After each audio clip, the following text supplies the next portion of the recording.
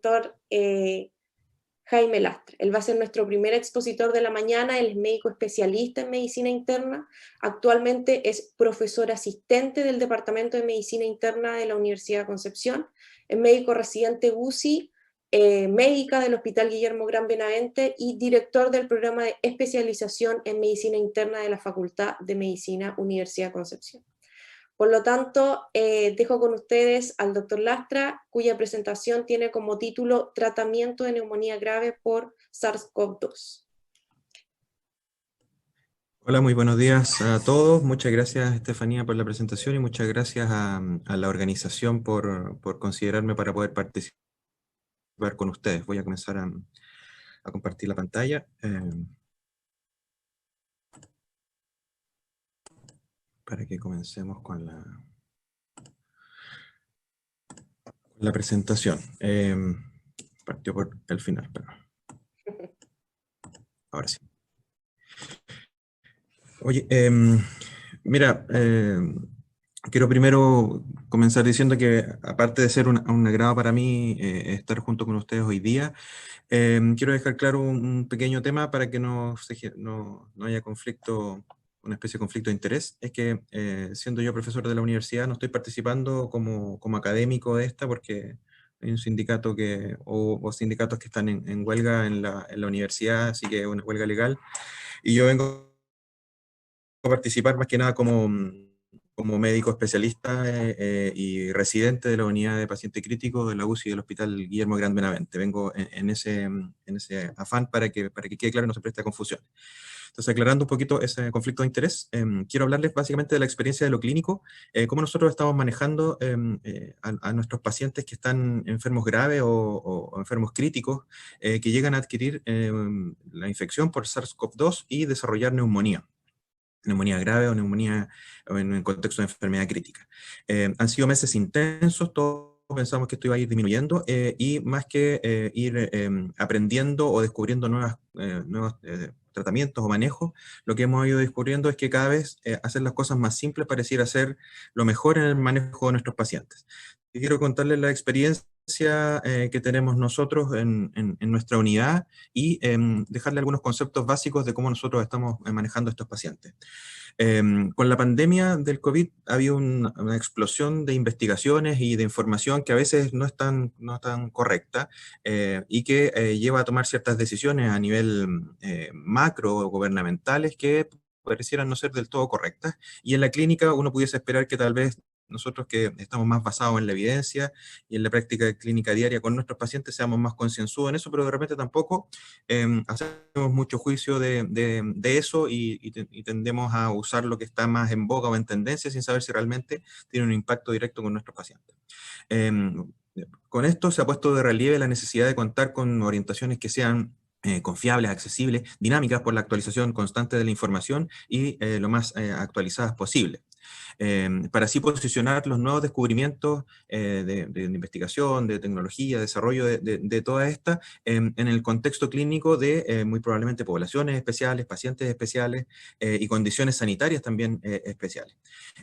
Y se manifiesta ciertamente en la necesidad de tener y ofrecer recomendaciones que sean claras y sencillas para personas que muy probablemente tampoco estaban muy acostumbradas a manejar estos pacientes graves o críticos, con orientaciones y guías clínicas prácticas muy sencillas, porque tampoco hay tiempo como para sentarse a procesar toda la información que va llegando, que es abismante. A noviembre del 2020 ya se registraban o estaban en curso más de 2.800 ensayos e intervenciones y muy probablemente muchos más no reportados, intervenciones contra el COVID, contra la infección. Dentro de ellos uno de los grandes y que ha marcado un poquito más y que voy a hacer mención en la presentación es el recovery, que tiene que ver con el uso de corticoides, dexametasona particularmente en el manejo de pacientes con COVID, con neumonía grave por COVID, y solidaridad de la OMS, que lo que busca es ver si es que hay diferentes fármacos, dentro de ellos algunos antivirales, que pudiesen servir para el manejo de esto.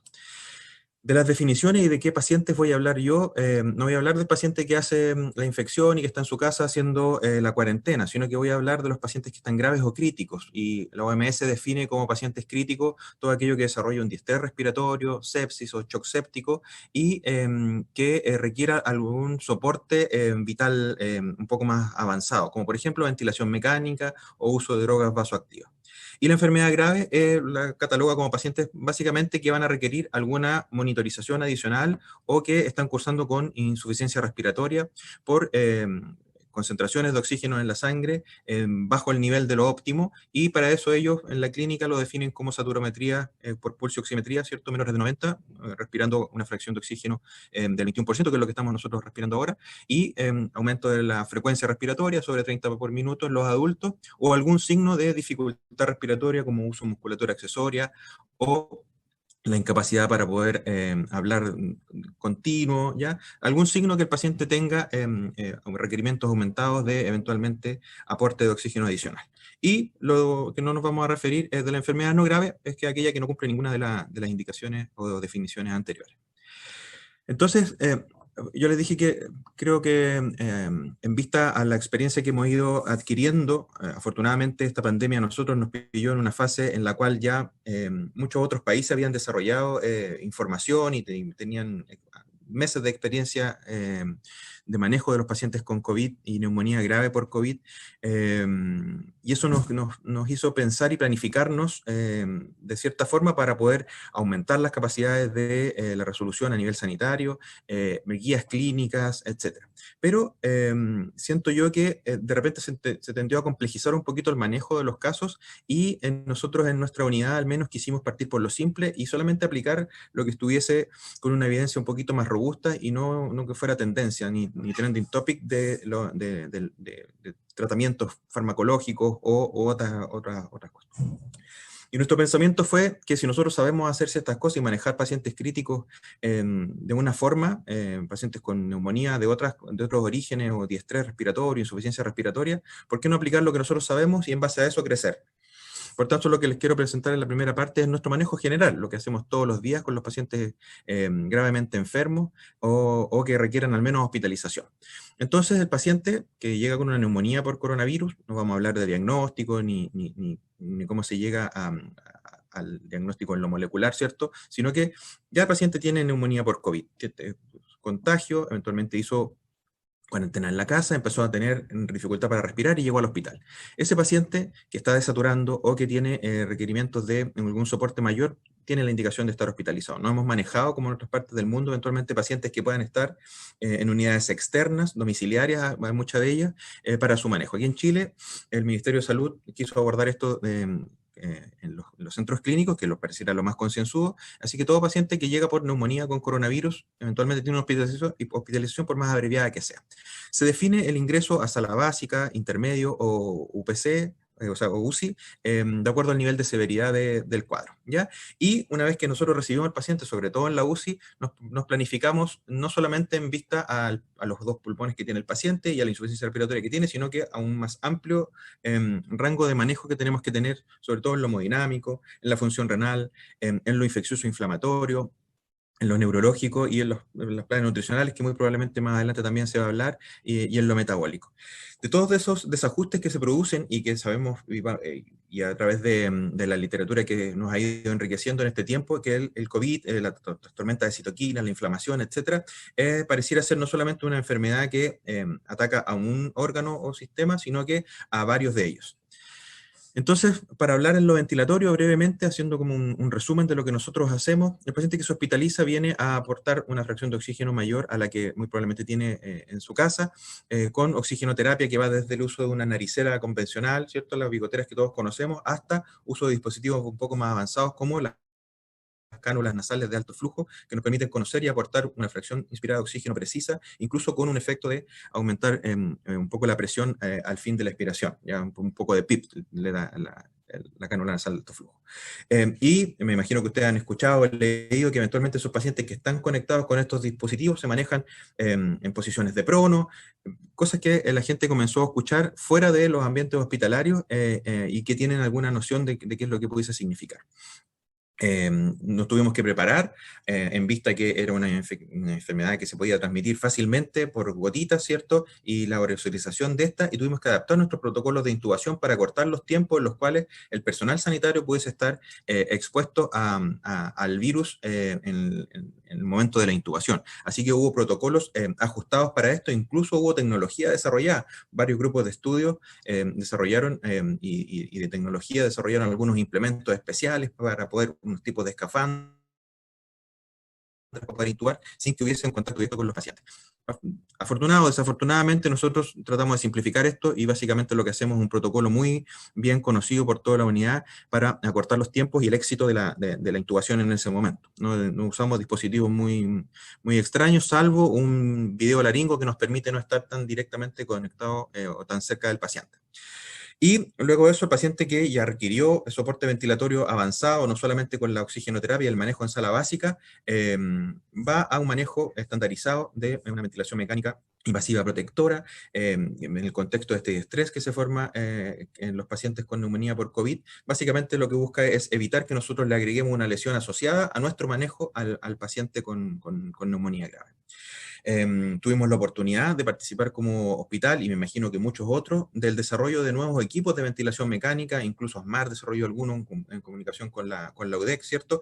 De los cuales, incluso con materiales que uno pudiese pensar que son como simples, desarrollaron equipos de ventilación mecánica bastante confiables, algunos de ellos mejorables ciertamente, pero el desarrollo de tecnología estuvo muy presente, sobre todo en la etapa inicial, cuando pensábamos que ventiladores mecánicos iban a escasear.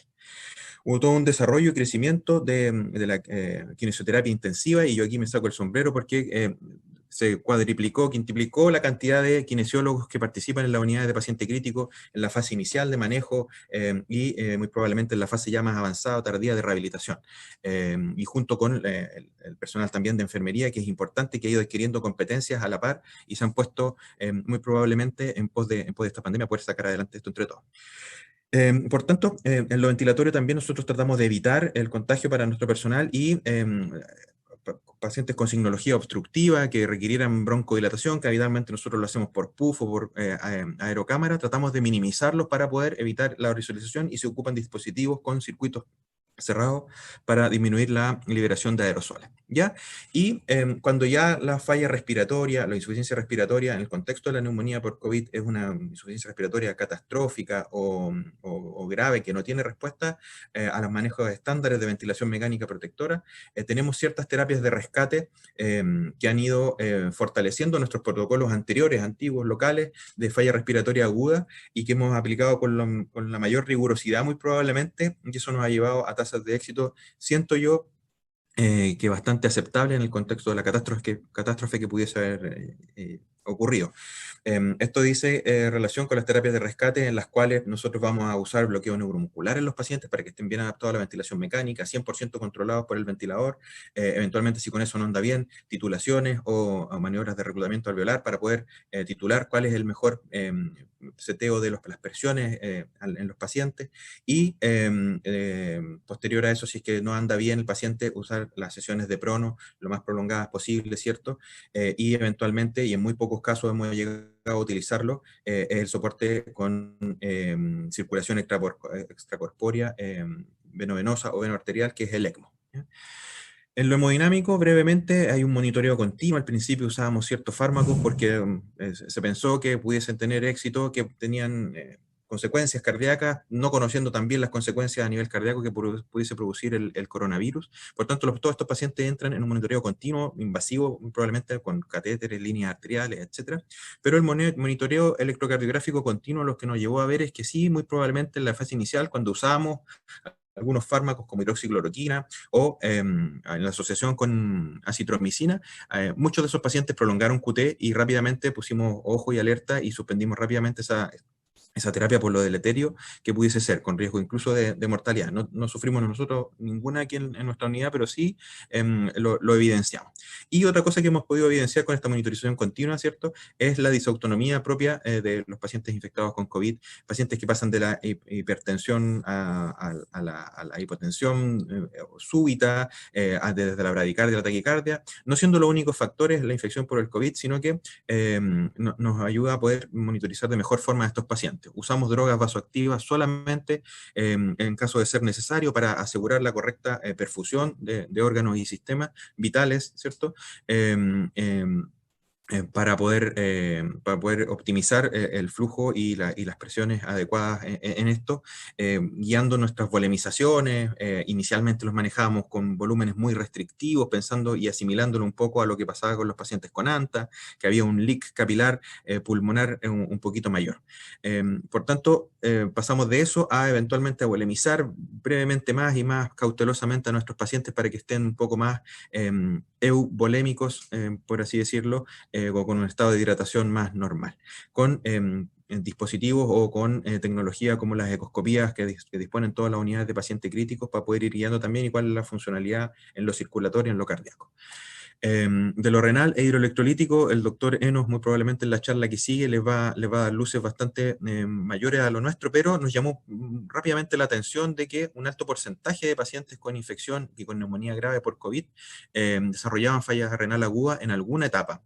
Al menos el 50%, el 50 al 60% de nuestros pacientes desarrolló una lesión renal aguda y un tercio de esos pacientes, o un poco menos, requirió algún tipo de terapia de sustitución renal o está requiriendo terapia de sustitución renal. Entonces, lo que les comentaba, este manejo restrictivo en la fase inicial, muy probablemente lo fuimos flexibilizando a medida de que adaptáramos nuestros protocolos también para poder evitar que nuestros pacientes desarrollaran lesiones renal agudas o pesquisarlos precozmente.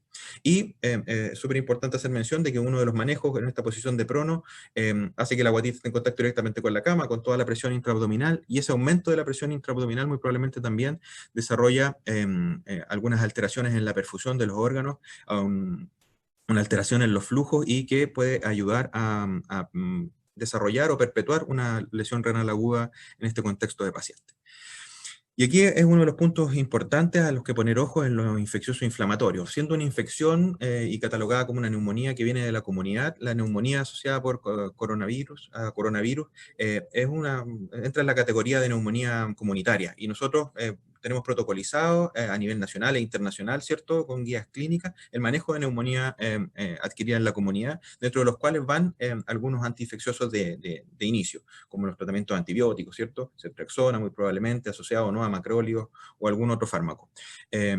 Y dependiendo de la estacionalidad, nosotros vemos y tratamos de pesquisar algunos otros virus estacionales, como la influenza, sobre todo cuando partió esto, nosotros estábamos entrando a la época más invernal. Por tanto, en la etapa inicial tratábamos de pesquisar harto influenza, y cuando nos dimos cuenta de que circulaba cero influenza, dejamos de testearlo y de usar fármacos como el oseltamivir para el manejo de la neumonía por influenza. Una de las cosas importantes es que todo el personal sanitario debió capacitarse en el uso correcto de los elementos de protección personal, y el correcto uso de eso es lo que nos ha ayudado a, como equipo, tratar de infectarnos menos y salir menos de nuestras labores, porque sabemos que son importantes, y respetando también el manejo de las precauciones estándares y específicas, los aislamientos correspondientes de contacto y gotitas para el manejo de nuestros pacientes. Hacemos todo un seguimiento de los parámetros inflamatorios y clínicos de sospecha de desinfección o sobreinfección, estando en unidades de paciente crítico, ¿cierto? Monitorizamos la fiebre, la elevación o no, o la curva de descenso de la proteína C reactiva, parámetros como la PCR para ver si es que nos orientan algún cuadro de sobreinfección infecciosa, la ferritina de ingreso. Junto con la PCR nos ayudan a definir si es que el paciente se va a beneficiar o no de uso o no de corticoides, y ahí se los voy a comentar cómo lo veo yo en lo personal, adscrito a las guías clínicas. Por tanto, también tratamos de monitorizar y evitar las infecciones que el paciente pueda adquirir dentro de la hospitalización, asociado al uso más racional posible de los antibióticos para no desarrollar resistencia antimicrobiana, ¿ya? Y el último punto que yo me voy a explayar en unas diapositivas más, que es con respecto al uso de corticoides sistémicos, que hay bastante más evidencia y tuve que ceder porque yo no era muy partidario de utilizarlo, a usar corticoides en un subgrupo bien específico de pacientes.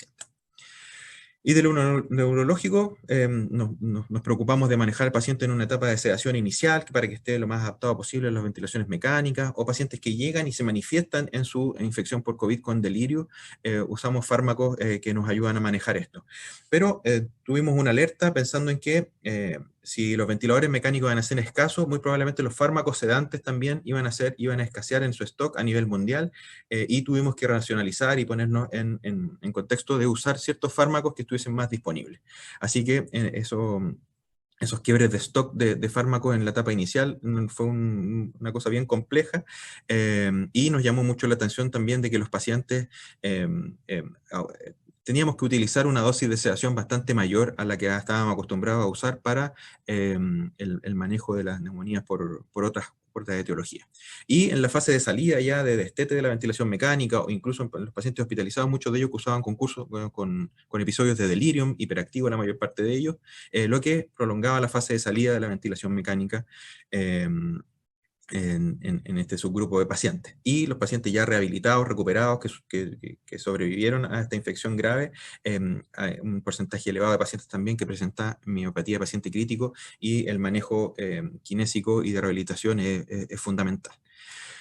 Y de lo nutricional metabólico, dentro de los planes de nuestro manejo, ciertamente ustedes conocen muy probablemente igual o mejor que yo, que es una epidemia que tiene target de pacientes bien seleccionados, y los que más padecen de esto son los pacientes sobrepeso, obesos, y nos hemos encontrado en varios casos, más de los que quisiéramos, de mega obesos que se han infectado por coronavirus.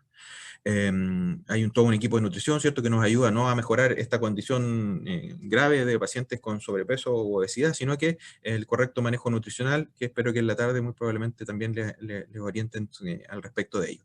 Pero un punto importante que nos llama la atención, asociado al uso de corticoides, del cual yo era un poco reticente, es las disglicemias o debut de diabetes que hemos presentado, mucha bomba de infusión de insulina para poder manejar esto, y que ciertamente está relacionado con el uso de corticoides sistémicos. Y en lo hematológico, que otro de los planes que nosotros nos vamos poniendo para el manejo de los pacientes críticos es en la prevención o la detección precoz y tratamiento de los eventos trombóticos, que también tenemos una alta tasa de pacientes que desarrollan tromboembolismo pulmonar, incluso del debut. La causa de la insuficiencia respiratoria no solamente pudiese ser la neumonía por COVID, sino que estos eventos trombóticos a nivel pulmonar. Así que utilizamos mucha profilaxis, o sea, a todos los pacientes usamos profilaxis de tromboprofilaxis, y muchos de ellos han quedado con corticoides, incluso sin la posibilidad de poder realizarles un angiotac para poder hacer el diagnóstico del tromboembolismo pulmonar. Hemos tenido que anticoagularlos de forma empírica por elevación de parámetros como, por ejemplo, dímero D o un perfil inflamatorio muy importante. Entonces, resumiendo un poquito toda esta cosa que traté de comentarles de nuestro manejo, nosotros presentamos esto en el Congreso Internacional de Medicina Intensiva, en el Congreso Europeo de Medicina Intensiva, y ya esa fecha llevamos, nosotros pensamos que eran hartos pacientes, 130 y algo, 138 pacientes, dentro de lo cual la media de edad era 55 años, todos con una insuficiencia respiratoria grave, como pueden ver aquí, ¿cierto? Una PAFI de ingreso, que es la relación entre la presión arterial de oxígeno en la sangre, dividido por la fracción inspirada de oxígeno, cercana a 150, o sea, con una insuficiencia respiratoria ya bastante importante, con un diestrés grave. De los pacientes llegaban día 8, 9 más o menos de síntomas, y la mayor parte, bueno, a nuestra unidad ingresamos casi 95% de esos pacientes a ventilación mecánica invasiva, casi el 70%, el 66% usó alguna terapia de soporte mayor, de rescate que les había comentado, el bloqueo neuromuscular, las posiciones de prono, el 66% el bloqueo neuromuscular, el 50% de nuestros pacientes fueron manejados pronados en ese momento, y estas estadísticas se han mantenido en el tiempo, ¿ya? En ese momento no usábamos mucho corticoide porque todavía no teníamos el recovery dando vuelta, así que en ese caso solamente usamos bolos de metilprednisolona en algunos de nuestros pacientes, y 21 de ellos los habíamos anticoagulado por un perfil más trombótico. En ese momento no llevábamos ningún paciente conectado a ECMO, y la experiencia actual es que tenemos dos, uno con buen resultado porque fue una afección cardíaca por COVID, hizo una insuficiencia cardíaca aguda, ¿cierto? Una miocarditis por COVID, que se recuperó, esa paciente está bien, y otro que es muy probablemente conocido por ustedes también, que es el último caso del sensible fallecimiento del doctor Carlos Gran, que también estuvo con soporte ECMO y que no tuvo un resultado favorable. Algunos de esos pacientes que entran en ventilación mecánica salen troquestomizados y cerca del 13 o 15% de nuestros pacientes salen con dispositivos de manejo de vía aérea que nos permiten retirar el tubo que tienen puesto a nivel traqueal para poder avanzar en la fase de destete de la ventilación mecánica. Entonces nosotros concluíamos en ese estudio que en esa fase inicial de manejo, hacer menos parece que tenía mejores resultados porque nuestra mortalidad a los 28 días era baja comparado con la mortalidad que se reportaba a nivel internacional. Tal vez ahora tenemos, si hiciera el resumen yo de los pacientes que llevamos, que deben ser casi 600, 700 pacientes, tenemos una tasa de mortalidad bastante más elevada que esa, pero nos llamaba la atención. Así que proponíamos que hacer menos tal vez ayudaba al manejo más correcto de estos pacientes desde el punto de vista del resultado.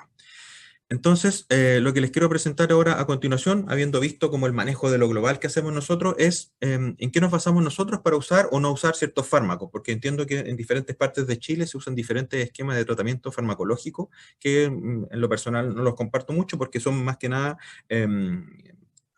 la tendencia del momento, que pensamos que pudiese ser efecto más que medicina basada en la evidencia.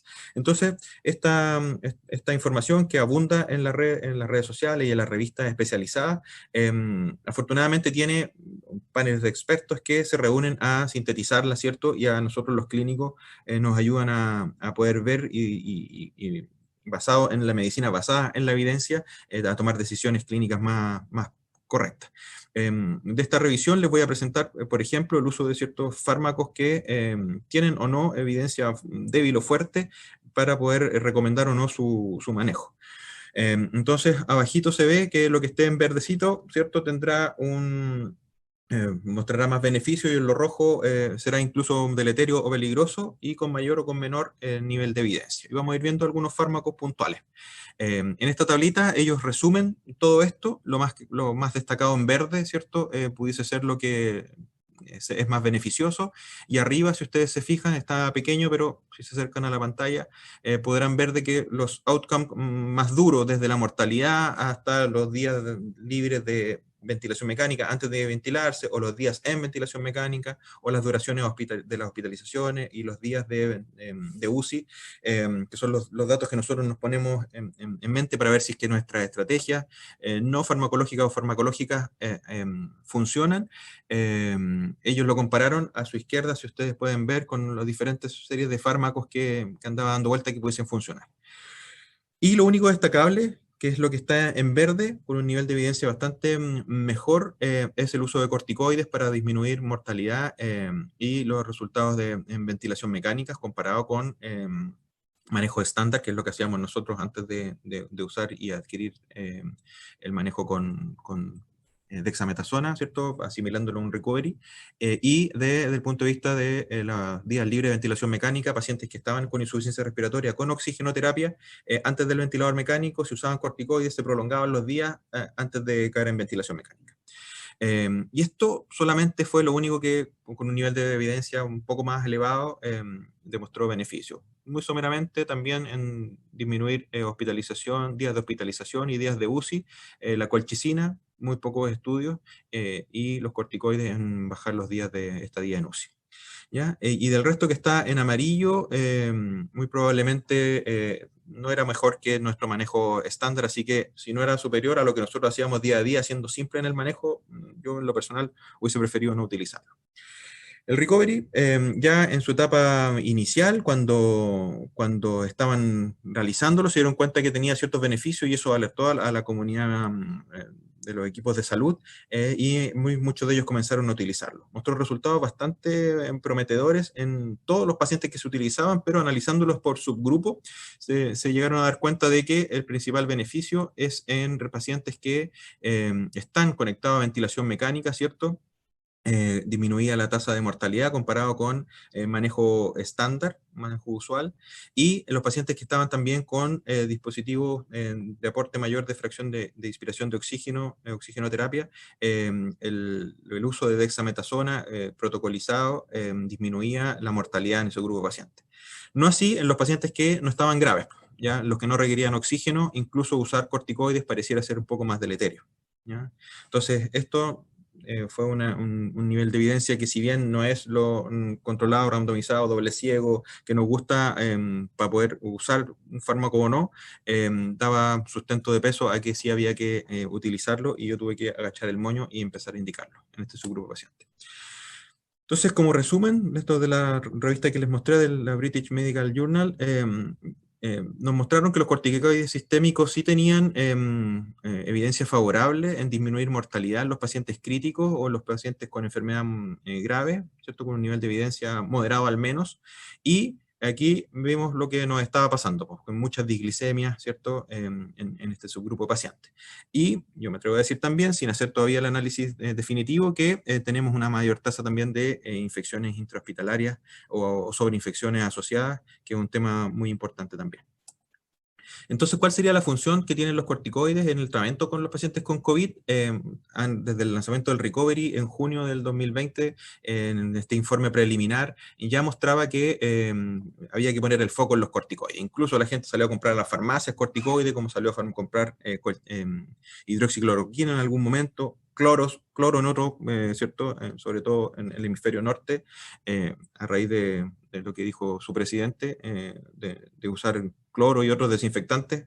Desafortunadamente gente le hizo caso y hubo reportes de intoxicación y fallecimiento asociados a eso. Entonces, los corticoides parecieran ser un elemento que sabemos utilizar, que lo conocemos hace mucho tiempo, y está en la lista de modelos de medicamentos esenciales para la OMS. Está disponible en todo el mundo, el costo es bajo, sabemos cuáles son los efectos esperables de esto, así que pareciera que todo el mundo le puso ojo a que el uso de corticoides nos va a ayudar, sobre todo en este contexto muy inflamatorio de los pacientes. Pero la recomendación del uso de los corticoides, esto se puede extrapolar al resto de los fármacos también, tiene que la Organización Mundial de la Salud recomendarlo en base a ciertos criterios, que son los que yo creo que están ahí, que son súper correctos, o sea, que sea aplicable. No saco nada con decir que el remdesivir es el fármaco que debemos utilizar, siendo que no va a ser aplicable en países de pocos recursos. Por tanto, tiene que haber un equilibrio también entre los beneficios del uso y los daños secundarios al uso de este fármaco, ¿ya?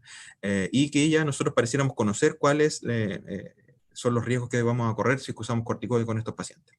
Y tenemos que saber también cuáles van a ser las consecuencias en materia de recursos, viabilidad, equidad, derechos humanos, como les decía recién.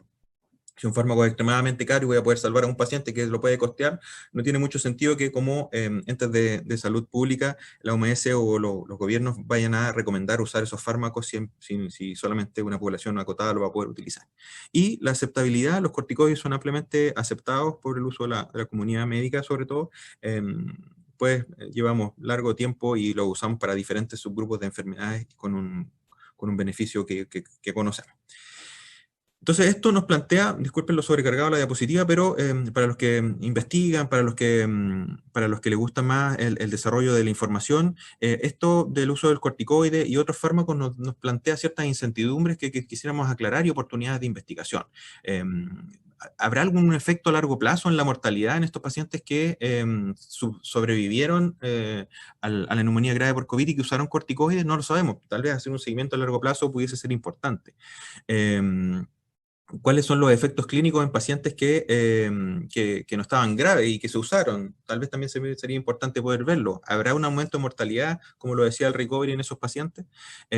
Si es que hay surgimiento de nuevos fármacos, inmunomoduladores, por ejemplo, vamos a tener que determinar si es que hay o interactúan o no con los corticoides, que parecen ser una línea de manejo ya más, es el del tratamiento farmacológico.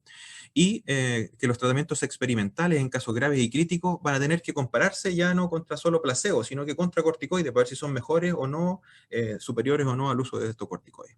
Y otras incertidumbres también a largo plazo para poder ver es cuál es el efecto en la inmunidad para más adelante. ¿Tendremos más riesgo de sobreinfección por alguna otra causa si es que el paciente grave usó corticoide durante la hospitalización? aclarar bien cuáles son las dosis correctas del corticoide, cuál es el corticoide elegido. Dexametasona será el mejor, cómo lo vamos a tener que preparar, cómo lo vamos a tener que pasar, cuánta es la indicación y el momento oportuno. Es oportuno cuando el paciente recién comenzó a usar oxígeno, cuando se hospitalizó, cuando llegó a la UCI. Hay harto donde un grupo de investigadores con tiempo y no tanto cansancio como lo tenemos nosotros ahora, tal vez sería súper oportuno poder estudiarlo. Y ver los resultados en poblaciones que habitualmente tampoco representaban estos estudios grandes, pues, niños inmunodeprimidos, tuberculosis, o poblaciones con recursos limitados, en entornos de recursos limitados también es importante. Y no sabemos cómo afecta el uso de los corticoides, o tenemos pocas luces de cómo afecta esto a la replicación viral, por ejemplo. Y ya viendo otros fármacos que dejamos de usar hace tiempo, hidroxicloroquina, lo único que nos reportó fue efectos secundarios, diarrea, náusea y vómito para ellos, ¿cierto? Por tanto, ellos decían que versus manejo estándar, ellos preferían recomendar que no se utilizara o que se privilegiara el manejo del soporte estándar, sin un efecto de los outcomes más duros, que son los que nos gusta ver a nosotros, ¿cierto? De mortalidad, días de ventilación mecánica, etcétera. Así que, siendo un fármaco que tenía un perfil de seguridad que también es un medicamento ampliamente utilizado para un montón de otras enfermedades, pero en este subgrupo de pacientes tenía cierto riesgo más, como era la prolongación del QT, así que dejamos de utilizarlo rápidamente. Algunos antivirales, como el lopinavir, ritonavir, que pareciera ser lógico, utilizar un antiviral para un virus, no demostró efectos aceptable, ¿cierto? Tanto en mortalidad o días de ventilación mecánica, y también efectos secundarios como diarrea, náusea y vómito. Entonces, no era mejor que el manejo estándar. Remdesivir, popular, muchos trabajos con respecto a él, tampoco. No hay ninguna evidencia de peso en los diversos metaanálisis o revisiones sistemáticas que nos diga que la tasa de mejoría de pacientes de sobrevivencia a los 28 días o más a largo plazo nos hagan pensar de que es el fármaco de elección para el tratamiento del coronavirus. ¿Ya? No, muy probablemente no es así, y las personas que lo utilizan tendrán sus fundamentos tal vez para cortar días de síntomas o algún otro outcome que también ellos quisieran tener como resultado en sus pacientes. Pero desafortunadamente, por lo caro que son los fármacos, no creo yo que no son ampliamente utilizables por la población, así que las recomendaciones no van orientadas a su uso. Entonces, entendiendo cómo se produce un poco la inflamación, o cómo creemos entender cómo se produce la inflamación, ¿cierto? Con el gatillante inicial, que aquí arriba está, ¿cierto? Algunos patógenos como el COVID, van a ir a hacer el gatillo para una hiperactivación de nuestro sistema inmunitario con liberación de ciertas sustancias, como por ejemplo la citoquina. Hemos escuchado hablar harto tiempo de esta tormenta de citoquina, en la cual hay una disregulación de la liberación de estos y del efecto a nivel sistémico, entre los cuales nos plantean que tal vez hay diferentes targets que pudiesen ser foco de estudio y desarrollo, y así lo ha sido durante este tiempo, ¿cierto? Con el uso de ciertos medicamentos, sobre todo con target en la vía de la interleuquina 6. Es interesante porque si atacamos eso, tanto como el virus, la llegada a la célula y evitar la replicación de si que asociamos esos tratamientos, tal vez en la teoría nos dice que pudiese ser bueno. Asociado a otros fármacos, como por ejemplo los glucocorticoides, ya en la vía de señalización más baja, nos ayudaría a detener esta cascada que nos lleva a la falla circulatoria, o sea, a la falla sistémica inflamatoria y a las disfunciones de órganos que nos pueden llevar incluso a la muerte, como efecto colateral de esta tormenta de citoquina. Entendiéndola no solamente como estos cuadros más severos, graves, porque nosotros esperábamos ver tormentas de citoquinas con PCR súper elevadas, con discoagulopatía, pacientes casi pre-mortem, y no es así porque vemos manifestaciones de tormenta de citoquina bastante más leves en casi todos los pacientes que están cursando enfermedad grave o crítica por COVID. Fallas renales que tal vez se deben a esto, la misma afectación a nivel del sistema nervioso central, como les comentaba antes, delirium, no sé, hay una amplia gama de afectaciones de órganos y sistemas que tienen relación con esto, y para los grupos de investigación muy probablemente esto es como muy llamativo, como un parque de diversiones de tratar de buscar dónde podemos interactuar con esto.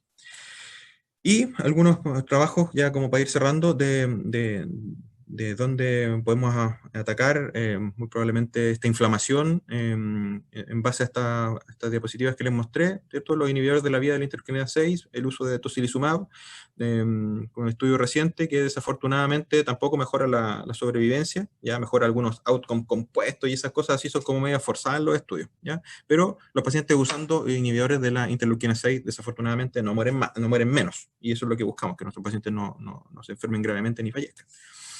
Y como último tópico, hablar 2 palabras del plasma convaleciente no sirve. Se pidió por radio, escuché yo en la etapa inicial que se le pedía a algunos pacientes que fueran a dar sangre para poder inyectar esa sangre, o ese plasma de pacientes que se hubiesen recuperado por el COVID. Y ya diferentes trabajos han visto que no hay efecto en la mortalidad, reportado en la mortalidad versus usar placebo, de usar plasma de pacientes que han sido recuperados de COVID, ¿ya? Con políticas como, por ejemplo, similares a lo que se hace con el ANTA también, en base a pacientes que se recuperaron de ANTA. Hay todo estudio de desarrollo y hay una organización desde los ministerios de salud en nuestro país también, de usar plasma, que lo personal yo no he visto que eso sea asociado a una tasa de éxito como lo esperamos. Así que, el resumen, plasma convaleciente no lo utilizamos y muy probablemente va a costar de que haya un estudio que lo demuestre que sí sirve, ¿ya? Entonces, como mensaje final, para poder terminar, no sé si estoy en el tiempo, para poder ver algunas preguntas, si es que las hay, que yo creo que tenemos que volver al principio, cuando llevábamos 120 casos y hacíamos lo más simple posible y manejábamos a nuestros pacientes con una terapia estándar de soporte, dándole tiempo al mismo paciente y a su organismo que fuera definiendo para dónde va a ir, si se va a recuperar y se va a desinflamar y va a ir saliendo del ventilador mecánico, con nuestra guía y acompañamiento, más que con nosotros realizar manejo muy activo con fármacos que nosotros creemos o terapias que nosotros creemos que van a funcionar, que tal vez pudiesen ser incluso deleterias con ellos.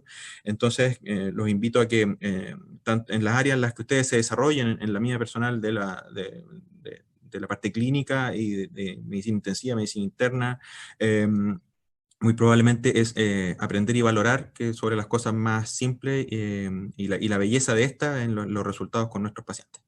Así que eso, termino por agradecer la invitación y el tiempo. Para mí ha sido un tiempo en lo personal, familiar, profesional, agotador, y entiendo que para ustedes muy probablemente así lo ha sido, pero el confort que nos genera, el que nuestros pacientes se recuperen y podamos ir avanzando y que haya promesas alentadoras con los resultados de las vacunaciones, a campañas a las cuales cuando tengan posibilidad de hacerlo, los invito a que lo hagan y no se cuestione mucho el resultado, y que si son parte de la comunidad científica le abran también la posibilidad y la mente a las personas que están en contra de este tratamiento, que creo yo que va a ser la única posibilidad de que salgamos de esta pandemia. La vacuna, como tantas otras veces, ha demostrado que es lo más sensato que la humanidad ha desarrollado para poder parar muertes masivas por pandemias como esta. Así que eso, muchas gracias, y nuevamente, bueno, quedo a disposición de ustedes si tienen alguna consulta.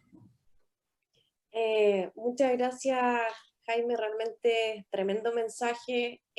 Tenemos preguntas acá en el chat. Voy a partir con la pregunta de la profesora Valesca Ormazábal, ella es farmacóloga del Departamento de Farmacología. Entonces, pregunta por el uso de los corticoides. Primero pregunta, ¿cuándo usar los corticoides?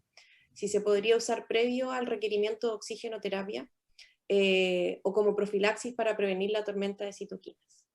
Sí, es súper buena pregunta. El recovery yo creo que nos dejó claro, y la experiencia que hemos ido adquiriendo en este tiempo, que siempre la experiencia es poca, no corticoide en pacientes que no requiera oxigenoterapia, ¿ya? Y no como profilaxis. Paciente que llega por neumonía grave y que requiere 22% de fracción de expiración de oxígeno, un puntito más de lo que estamos respirando ambiental, muy probablemente ese paciente se va a beneficiar más que el que no está requiriendo oxígeno. Así que solamente para pacientes hospitalizados con insuficiencia respiratoria o neumonía grave, que son los pacientes que llegan a ventilación mecánica. ¿Y qué corticoide? Chuta, de lo disponible, muy probablemente dexametasona en dosis de 6 miligramos, como lo dice el recovery. Hoy nosotros utilizamos 8 para simplificar un poquito el manejo, porque la ampolla viene de 8 miligramos nomás, pero no sabemos si 8 es mejor que 6, 12 es mejor que 6 o 6, no lo sabemos. Lo utilizamos así nomás y confiamos un poquito en eso. Tenemos otra pregunta en el chat. ¿A qué se asocia el poco éxito de la terapia con plasma convaleciente? Es interesante la pregunta. De lo que yo he revisado es que muy probablemente el desarrollo de nuestra inmunidad, anticuerpos, es tan diversa en nuestros organismos que no sabemos cuál es la respuesta de ese paciente que se recuperó. Tal vez no tenía, tenía cero título de anticuerpos en la recuperación. Yo me medí después de haber hecho la infección por COVID leve, afortunadamente, no usé corticoides. Ni ningún otro fármaco, y tenía título súper bajo, y muy probablemente todos los colegas que se infectaron aquí en la UCI que también tuvieron posibilidad de los 100, no sé, uno tuvo título anticuerpo. Entonces, siento yo que nuestra respuesta inmunitaria es algo tan interesante y que es tan desconocido para nosotros que pensar de que ponerle plasma de una persona que se recuperó va a hacer que la otra se infecte menos, se recupere más rápido, sí. Es una buena idea, es como bien idealista, pero no sé. Lo concreto, yo no sé por qué falla. Lo vemos en el ANTA, lo vemos acá. eh, Entre usarlo y no usarlo, hay personas que dicen, no, démosle. Yo creo que no. Si no está demostrado que sirva, yo creo que es recomendable no utilizar lo demás. Además es interesante porque los pacientes severos presentan por lo general más anticuerpos que los que hicieron patología leve. Entonces, claro, agregarle anticuerpos a alguien que ya está desarrollando anticuerpos, en este caso debería ser validado por un anticuerpo que no sirve, una cosa así, pero claro, ¿cómo saberlo? Habría que testear a cada uno. Tenemos otra pregunta, ¿los problemas de control de glicemia es por los glucocorticoides o se desarrolla previamente? Eh, Bien, bueno, teniendo claro que todos los factores de riesgo cardiovascular que podemos presentar como población de sobrepeso, dentro de los cuales me incluyo, obesidad y mega obesos, desafortunadamente tienen más perfiles de riesgo para desarrollar enfermedades crónicas. La diabetes es una de ellas. Tenemos más de la mitad de nuestros pacientes que llegan aquí son hipertensos y no sé, si sumamos la diabetes, el 70%. Entonces tienen cierta predisposición, muchos de ellos son prediabéticos, nunca se hicieron un examen, y cuando llegan aquí nosotros vamos, pum, le ponemos un bolo corticoide y, glicemia de 300, big de insulina, etc. Entonces hay un perfil de pacientes que tiene cierto riesgo de factores de riesgo cardiovasculares, y más encima nosotros le agregamos un fármaco como desarrollo de diabetes secundaria al uso de fármacos. Así que sí, si tú me preguntas, asociado al uso de corticoides ha manifestado esta diglicemia, y los pacientes que eran diabéticos previos conocidos, el manejo de ellos es súper complejo. Hemos tenido un par de pacientes con cetoacidosis diabética de debut como coronavirus, reinfección de COVID por la disregulación que se produce en esto. Entonces, es asociado a fármacos principalmente y al mal control metabólico previo. Hay otro comentario de José Galvez, él dice que es abogado, que no es médico, por lo tanto agradece a la Universidad de Concepción y a su exposición por la claridad. Entonces, quiere decir que estamos muy bien, estamos llegando a todos lados. Yo tengo una pregunta bueno, tengo varias preguntas, pero me voy a limitar. Tengo una pregunta con respecto a, sabemos que los casos de personas mayores y de género masculino son los que llegan más graves. Una vez que llegan graves allá, ¿ustedes tienen como alguna relación con respecto a la mortalidad? Si saben el que llega con esto tiene más probabilidad de que no salga adelante. ¿Hay algunos factores que ustedes hayan visto con el tiempo que sea como recurrente? No necesariamente a esta altura significativo y estudiado, y solamente como de lo que se ha visto. Sí, como de percepción, como de piel, del día a día, yo que estoy casi viviendo aquí en el hospital, sí, desafortunadamente los pacientes con más mal control de sus enfermedades crónicas, los pacientes obesos o mega obesos, los pacientes más añosos, sobre todo sobre los 70 años, y pacientes que en el perfil de lo clínico y de lo de laboratorio llegan más inflamados, hablando de PCR o ferritinas más altas, son los pacientes que eventualmente como subgrupo, yo trato de meterme a mi Excel y distribuyo estos pacientes ahí para ver cuáles son los que tienen peor resultado, y son esos, hombres más inflamados, más obesos, con peor control de sus enfermedades crónicas, son el subgrupo de pacientes que desafortunadamente nos fallece más. Ahora, de las características netamente de la afectación pulmonar, hay ciertas características que nos hacen ver de que los pacientes que llegan con pulmones menos complacientes, más rígidos, o que nos dice que eventualmente pueden tener una patología previa respiratoria, son los que andarían peor. Y otro subgrupo grande de pacientes es que dentro de nuestro seguimiento y del tratamiento de ellos, son los que presentan un pic en lo inflamatorio un poco más cercano a los días 14, 16 de evolución de la enfermedad o de manejo en el soporte que le damos nosotros, ¿cierto? Entonces llegan inflamados, le dejamos corticoide, manejo estándar, los vamos ventilando, se van desinflamando, estamos todos contentos y se pegan un pic más adelante, como una segunda ola inflamatoria. Esos pacientes que presentan esta segunda ola, no solamente debido a sobreinfecciones que podemos malamente nosotros contagiarles en la infección intrahospitalaria, sino que pensamos que es efecto del COVID propiamente tal. Siento yo que ese grupo de pacientes es muy difícil manejarlo. Entonces, si diferenciamos estos pacientes que se mantienen desinflamados en la tendencia del manejo y no se vuelven a reinflamar, es altamente probable que esos pacientes se vayan antes para la casa, tengan mejores resultados a largo plazo. Estos que se pegaron un pic inflamatorio en que íbamos avanzando para sacarlo del ventilador mecánico, pero tuvimos que retroceder, volver a sedarlo y se prolongó sus días, esos pacientes tienen mucho más riesgo de fallecer desafortunadamente. Y nuestra mortalidad debe estar en torno al 14-15%, más o menos. Entonces parece importante igual como nuestro estado de salud, cómo estamos básicamente para saber cómo vamos a enfrentar el virus, aparte de todo lo que el virus conlleva y lo importante de cuidarse y la vida sana. Tengo otra consulta también porque como yo veo a los pacientes con secuela, y esto va más asociado no a los pacientes graves, sino a ustedes como dentro del el personal de salud. Hay algunos que incluso no tuvieron el COVID severo, dice que salen y de repente tienen problemas cuando hablan, se les cambia una palabra o cuando escriben mensajes de texto, otros que ya definitivamente se le olvidan las cosas, pero no sé si a ustedes conversan y dicen, oye, ¿sabes que de repente me pasa esto? No sé, algo como asociado no tanto más a la seriedad, sino a la infección común. Sí, es súper buena la pregunta porque estas cosas son las que conversa uno en los cafés, así entre medio de las evaluaciones de los pacientes, con los colegas. No sé, yo juego a la pelota y de mi equipo de fútbol hay un ex jugador profesional que le dio COVID y Carlito Ortega, que fue arquero, y me dice, oye, yo tengo una capacidad física a mis 45 años súper buena, pero me dio COVID y sabéis que después de eso me canso. Me palpita el corazón, me he hecho electrocardiograma, eco, etcétera, y estoy bien, pero ¿sabes que creo que estoy disautonómico?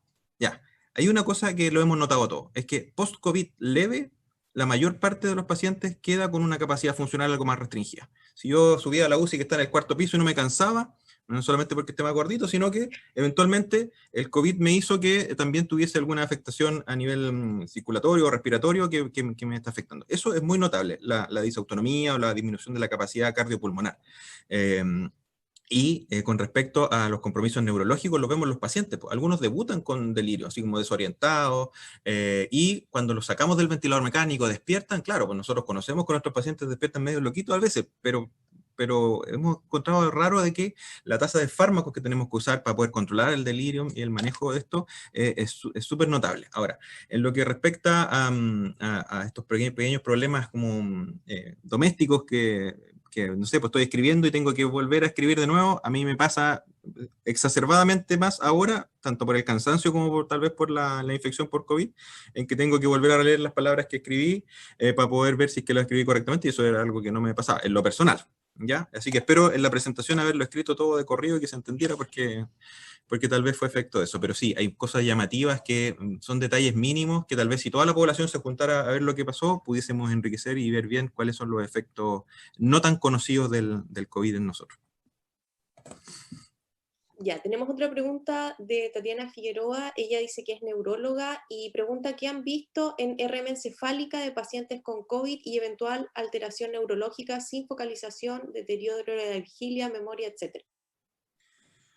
Ya, hoy le agradezco esa pregunta porque una de las presentaciones finales de los residentes de medicina interna en la UCI habló de esto y nos hizo mención de que sí, había estudios con imágenes que mostraban que había, así como, yo no sé interpretar también una resonancia, pero sí había imágenes compatibles con afectación a nivel del sistema nervioso central, no solamente lo del bulbo olfatorio, ¿cierto? Donde perdemos el olfato cuando nos dio COVID a algunos, pero sí, había imágenes que nos demostraba que esto muy probablemente había compromiso a nivel del sistema nervioso central. Entonces, es todo un foco de estudio que tal vez chuta, a los que son del área y que les interese saberlo, es un área de desarrollo importante. Pero sí, lo que conversamos nosotros es que no tenemos posibilidad de estudiarlo acá, desafortunadamente. Nos gustaría estudiar más cosas, pero sí, sabemos que se produce así, desde el punto de vista del riesgo de lo trombótico, porque veo que también hay una pregunta ahí en lo hematológico, si se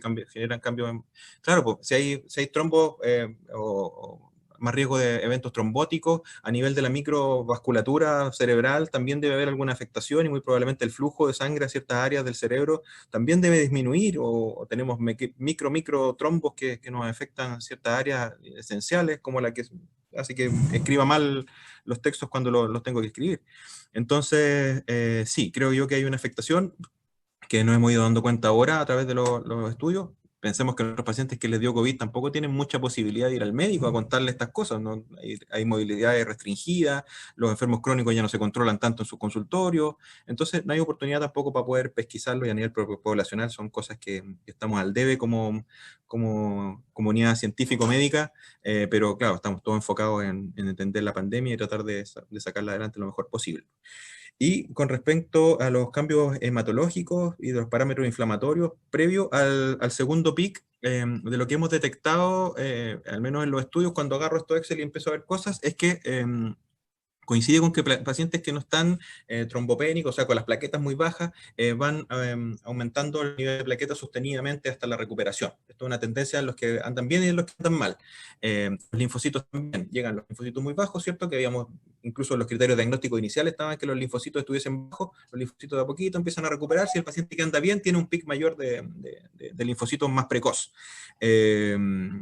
Pero no hay nada que nos diga a nosotros que el paciente va a hacer este segundo pico inflamatorio, no hay cambios evidentes, salvo tal vez la presencia de fiebre. Pacientes que venían bien, desinflamados, sin fiebre, sin antipiréticos, día anterior fiebre, chuta, ya, 37,5 temperatura. Le dejábamos manejo de la fiebre, le soltábamos cultivo, etcétera. Al día siguiente, la PCR un poquito más alta. Y ya al tercer día de eso, la PCR alta, procalcitonina también, y empezábamos a manejarlos pensando en que estaban sobreinfectados, y la mayor parte de ellos nunca creció nada en los cultivos, y dejamos tratamiento antibiótico muy probablemente de más por la gravedad, pero pudiese deberse a este segundo pic inflamatorio. Y coincidía con que el pulmón también se iba poniendo un poquito más rígido, nos costaba más ventilarlo, y esos pacientes que desafortunadamente terminaron el fallecimiento, haciendo el análisis retrospectivo, todos tenían este pic inflamatorio días previos.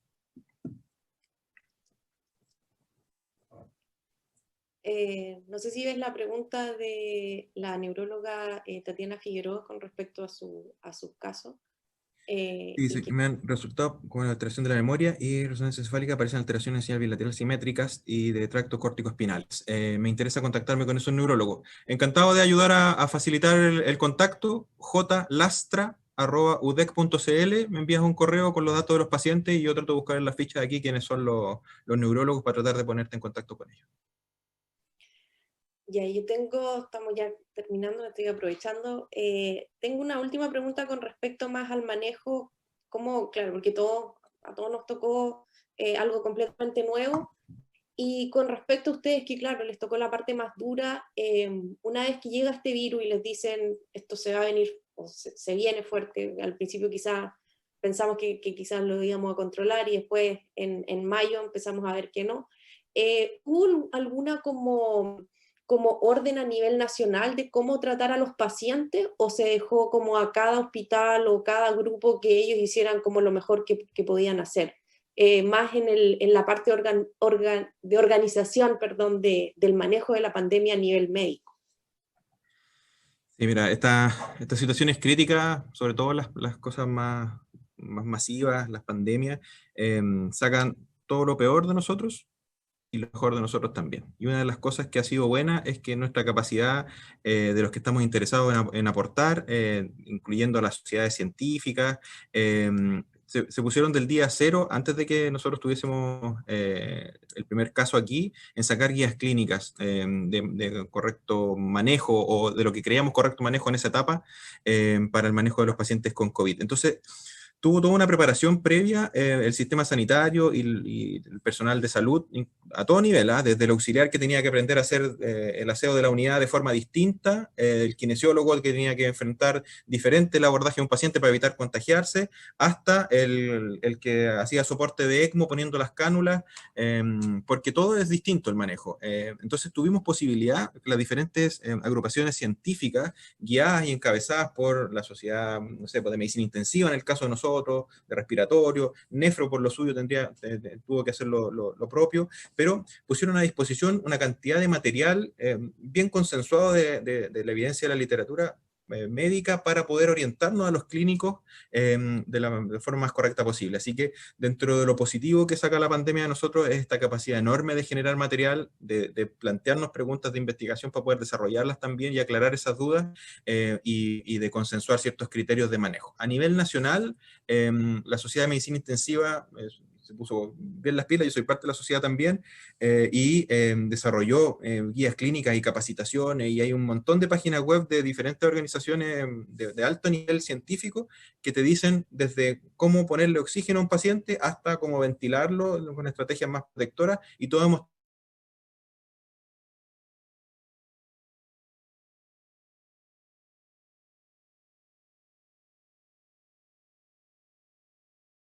Iquique, hay otras condiciones sociosanitarias, climáticas, o en Punta Arenas también. Entonces, creo yo que cada uno tiene que acoger lo que dice la literatura, pero llevarlo también a lo más básico, que es conocer a su perfil de paciente y a su realidad también, porque yo trabajo con todo un equipo, y si mi equipo tiene ciertas capacidades, yo voy a explotar esas y vamos a tratar de corregir las otras para poder enfrentar de la mejor forma posible. Así que hay literatura internacional, a lo nacional, el Ministerio también desarrolló guías clínicas de manejo, escuchando a las sociedades científicas, tal vez no tanto para las tomas de medidas más importantes, como las restricciones de movilidad, distanciamiento social, cuarentenas, etcétera, pero sí para poder decir esto es lo que hay que hacer. Y también pusieron a disposición todos los recursos para poder traer más ventiladores, comprar la vacuna, que es una cosa importante, creo yo, a nivel internacional.